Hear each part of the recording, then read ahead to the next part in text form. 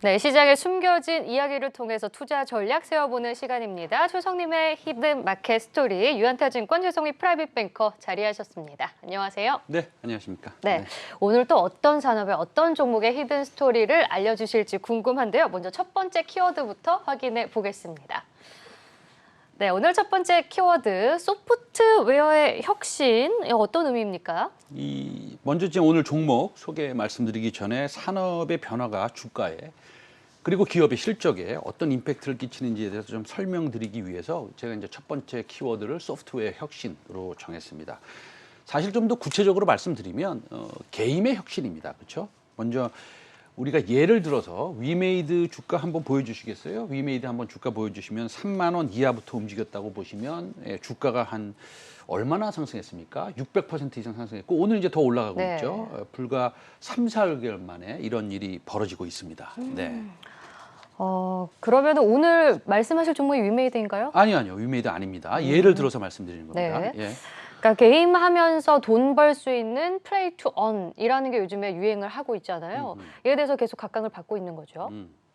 그 오늘의 주제는 사실은 혁신이고 그래서 이제 그 첫 번째 제가 키워드를 뽑았는데 이제 게임의 혁신이다 이렇게 말씀드렸지 않습니까? 그렇다고 이제 우리가 이제 보통 인간의 본성은 사실 돈을 버는 데 있지 않습니까? 예, 물론 뭐 맛있는 걸 먹는 데도 있고 네. 여러 가지가 있겠습니다만 이 게임 안에서 이제 리더가 되고 그다음에 왕이 되고 그다음에 게임에서 이기고 이런 것들이 중요한데 우리가 이제 리니지든 스타크래프트든 블레이드 앤 소울이든 최고의 게이머가 되면 요새는 이제 뭐 엄청난 부를 얻을 수 있죠. 프로 게이머들도 있지 네. 않습니까? 그리고 이제 존경받는 인물이 된다고 해도 과언이 아닐 정도입니다. 요새는. 그렇죠? 막 올림픽에서 금메달 따고 뭐 이런 거랑 비슷한 거라 이거죠. 그래서 게임을 하고 나서 보통 뭐라고 합니까? 게임 안 하시죠?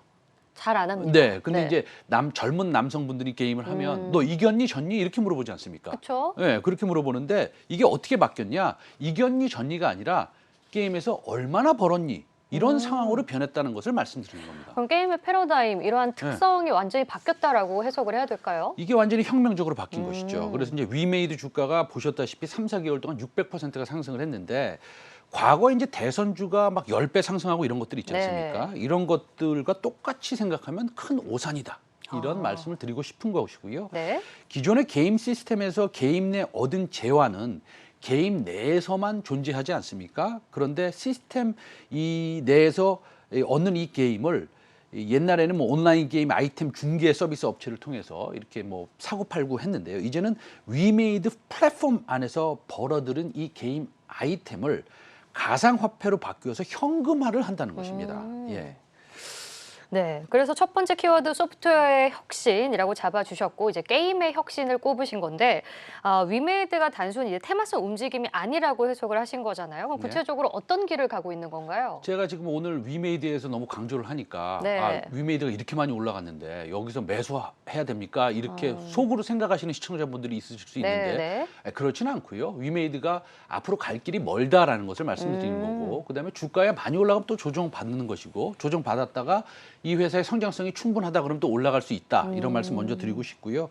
위메이드가 지난 8월 글로벌 출시한 미르4 이것은 이제 170여국의 12개 언어를 론칭됐고요. 다양한 국적의 이용자들이 언어 장벽 없이 이제 게임을 즐길 수 있습니다. 이 글로벌 버전에는 블록체인 기술이 적용된 유틸리티 코인 드래코라는 게 있습니다. 네. 이 게임 내에서 획득하는 흑철이라는 게 있는데요. 이걸 1대10 비율로 드레이코와 교환할 수 있습니다. 그럼 드레이코는 위믹스로 교환이 돼서 가상 거래소에서 또 현금화할 수 있는 것입니다. 네, 그러니까 거기서 또 거래를 할 수 있겠네요. 그렇죠. 그러니까 게임하면 돈 버는 겁니다. 네. 근데 말입니다. 주가가 급격한 상승을 보이니까 이 전통적인 방식의 밸류에이션을 하는 증권회사의 전통적인 애널리스트는 이 보수적인 의견을 내는 분들이 생겨나기 시작합니다. 네, 최근에 좀 나왔었죠. 그렇죠. 네. 미르사 글로벌 10월 일매출이 뭐 10억도 안 된다. 이런 식으로 코멘트를 하면서 아직 어떻게 될지 모르겠다. 이런 말씀을 하신 분들이 계십니다. 뭐 솔직히 말씀드리면 사람마다 생각은 다를 수 있죠. 네. 예, 있는데 아직도 가상화폐가 말도 안 된다. 사기다라고 하는 그런 시대는 지났습니다. 미국의 증권거래 위원회에서도 사실은 가상화폐 ETF를 승인한 바가 있죠. 그렇게 생각합니다. 그래서 저도 옛날 사람이고 과거 이제 30년 동안 가까이 시장 분석 및 거시경제 분석을 내지는 기업 업무 분석에 매진한 사람인데 이제는 그 분석을 MZ세대로 넘겨야 될 것으로 본다. 이런 의견을 좀 피력하고 싶다는 말씀을 드린 것이고요. 네. 오늘 물론 위메이드를 소개하자는 것은 아닌데 말씀을 드려보다 보니까 이제 위메이드가 이 산업의 사실은 리더 역할을 하니까 이제 강조를 드리지 않을 수뿐이 없는 것이고요. 전통적인 밸류에이션의 사고로 이런 혁신을 평가하는 것은 옳지 않다라는 의견을 저는 가지고 있습니다. 그 혁신에 주가에 미치는 실적이 우리 지금 현재 생각하는 것보다 수배가 될 수도 있다는 것입니다. 참고로 위메이드 9월의 평균 일 매출은 뭐 3, 4억이 될 겁니다. 네. 예, 정확히는 3.9억 정도가 된다고 하는데요. 그때 그러니까 동시 접촉사 수는 37만 명이었습니다. 10월은 동접이 100만 명이 넘어섰습니다. 네. 그다음에 이런 증가를 가정해도 10월은 평균 10억이 되는 것이고요. 그래서 서버를 갖다 계속 추가를 해야 되고 이런 것들은 우상향되고 있습니다. 월 평균이 10억이면 월말은 10억이 훌쩍 넘어설 수도 있다는 것이고요. 11월 평균은 또 그것이 아니겠죠. 훨씬 또 넘었겠죠. 그래서 위메이드가 전통적인 사고로 비싸다, 밸류에이션이 하는 것은 우리가 예전에 한 뭐 1, 2년 전으로 돌아가 보겠습니다. 카카오나 네이버나 테슬라나 아마존이 과거에 영업 손실을 내고 공시를 했을 때 네. 자, 이거 봐라. 이거 지금 손실 내지 않았느냐. 음식료나 조선주를 사야지. 참 주식 못한다. 라고 말을 하는 것과 같다라는 말씀을 드리고 싶고요. 어쨌든 주가라는 것이 위메이드까지 이렇게 급격히 상승하면 또 조정이 나올 수도 있는 것은 당연한 것이고 우리가 여기서 산업의 변화를 꿰뚫어 보면서 대응을 잘 해야 될 것으로 봅니다. 그래서 첫 번째 키워드는 의 결론은 소프트웨어 게임의 혁신은 생각보다 그로 미치는 실적, 그다음에 주가에 미치는 영향이 가늠하기 어렵다라는 것을 저는 첫 번째로 말씀드리고 싶습니다. 네, 첫 번째 키워드 살펴봤고요. 그럼 두 번째 키워드 확인해 보겠습니다. 이번에 하드웨어의 혁신인데요. 어떤 뜻이죠? 지금 뭐 생각해 보면 지금 생각해 보면 그렇게 대단한 것은 아니지만 네. 그 당시에는 사실 뒤로 자빠질 정도로 놀랄 노자의 혁신이었는데요. 그것은 첫 번째 아이폰입니다. 네. 예, 초등학생들도 다 아는 아이폰을 제가 여기서 자세히 말씀드리는 것은 사실 뭐 방송 전파의 낭비인 것 같고요. 예, 우리가 과거에 돌아가서 이제 몇 가지만 보겠습니다. 네. 세상을 바꿔놓은 하드웨어인 것은 뭐 100이면 100 다 동의하실 것이고요. 네. 2005년에서 2007년 동안 이제 아이폰이 개발을 했는데 굉장히 비밀리에 진행이 됐습니다. 그때 일단 이 iOS, 이 소프트웨어를 만드는 소프트웨어 팀하고요, 네. 하드웨어를 만드는 하드웨어 팀이 사무실이 완전히 분리됐어요. 네. 그러니까 대충 뭐 3층에서 근무하고 5층에서 근무하는 게 아니라 굳이 얘기하면 뭐 이런 겁니다. 한 팀은 대전에서 근무하고 한 팀은 서울에서 근무하고 이렇게 굉장히 비밀리에 진행이 됐고요. 그리고 애플 경영진은 아이폰에 대한 논의로 이동통신사를 방문해야 되지 않습니까? 네. 팔아야 되고 그다음에 데이터 비용도 이제 뭐 분배를 해야 되고 뭐 여러 가지 이런 측면이 있겠죠. 지금의 AT&T를 이제 방문했어요. 그때 이제 싱귤라라는 건데 그때 신원을 아주 외주 업체인 인피니언스 직원으로 변조하고 또 네. 방문을 한 그렇게 뭐 상당히 비밀리에 진행이 철저했네요. 됐습니다. 예, 그래서 2007년 1월 애플의 맥월드 컨퍼런스에서 스티브 잡스가 발표할 때까지 불과 30명 정도의 고위 관계진원이 아이폰을 볼 수 있었습니다. 이렇게 탄생한 게 지금의 스마트폰입니다. 네. 이제 모든 회사가 그것을 카피하고 있지만 역시 뭐 아이폰을 쫓아가기는 사실 그렇게 쉽지는 않은 것 같고요.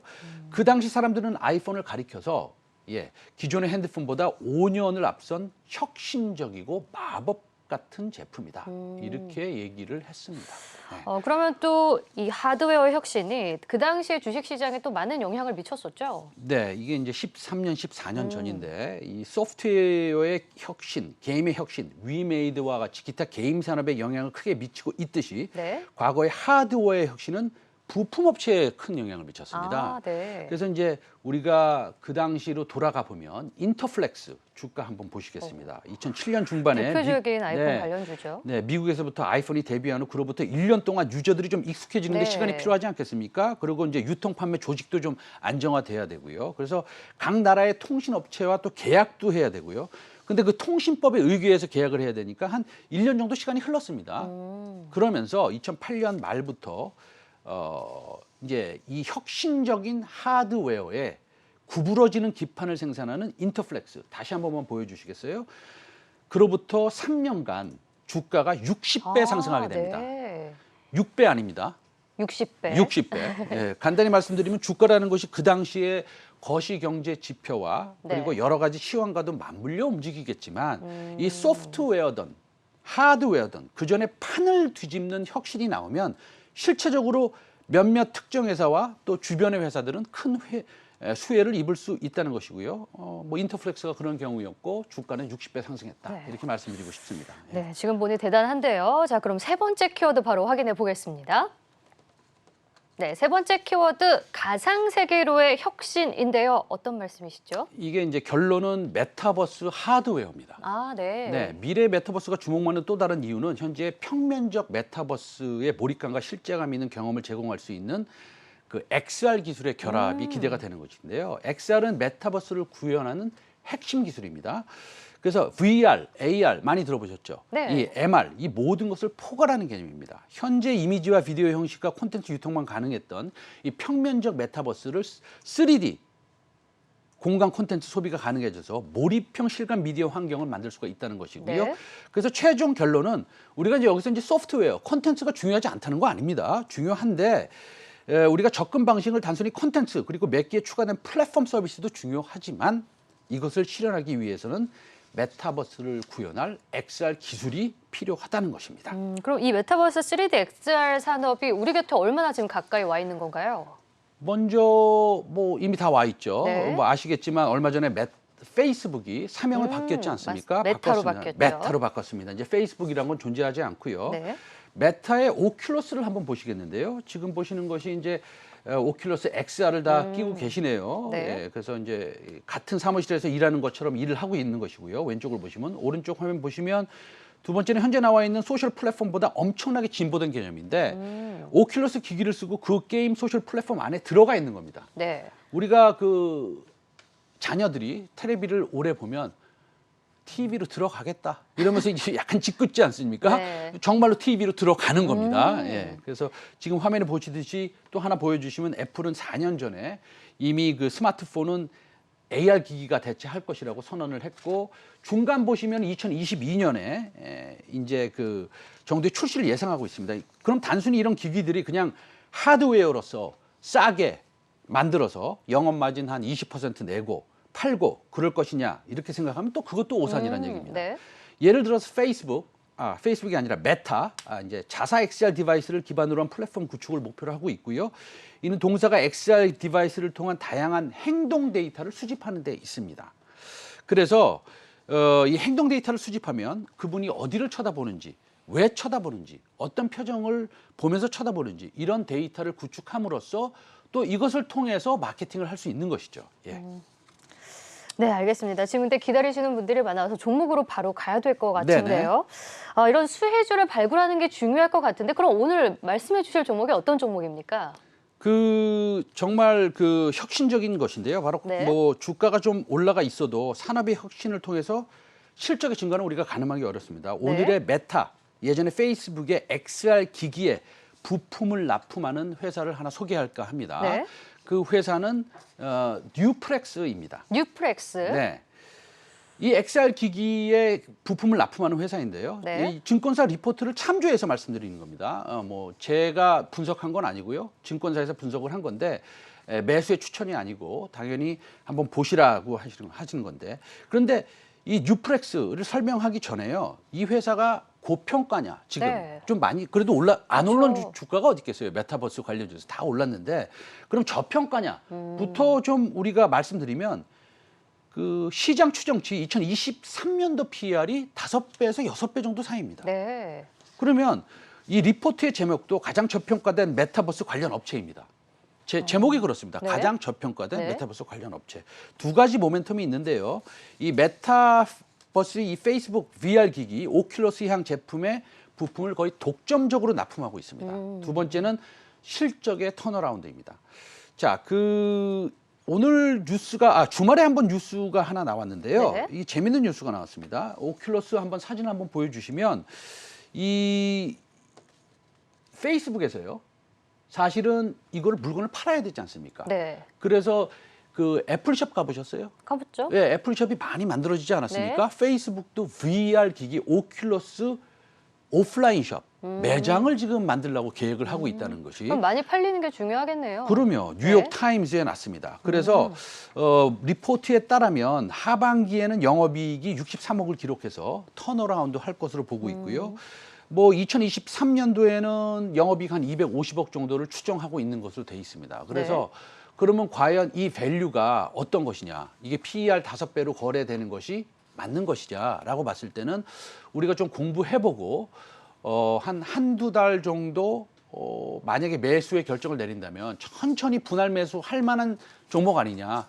2022년에 탑픽이 될 수 있을 것 같다라는 생각해서 제가 한번 투자 조언을 말씀을 드리고 있습니다. 네, 메타버스 가장 저평가되어 있는 뉴프렉스에 대해서 오늘 말씀해 주셨습니다. 지금까지 최성민의 히든마켓 스토리 프라이빗 뱅커 최성민 이사와 함께했습니다. 고맙습니다. 네.